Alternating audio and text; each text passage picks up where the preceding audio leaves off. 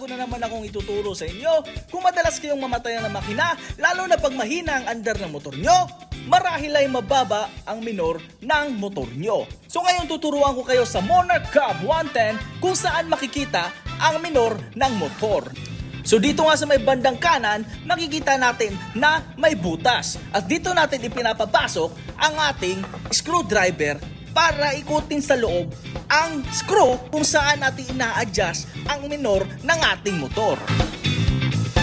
At ito na nga ang sinasabi ko sa inyo. Yang nakikitang screw na yan, yan ang ating pipihitin para pataasin o pababain ang minor ng ating makina.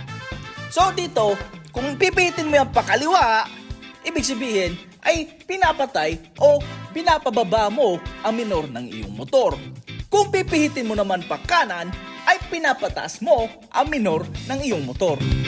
Kaya bago kayo mag-adjust ng minor ng inyong makina, ay buksan nyo muna o paandarin nyo muna ang inyong motor para mapakinggan ninyo kung tama na ba o sakto na ba ang timpla ng inyong minor. At kung may katanungan pa kayo patungkol sa Monarch Cub 110, ay mag-comment lang kayo sa ibaba. Paalam!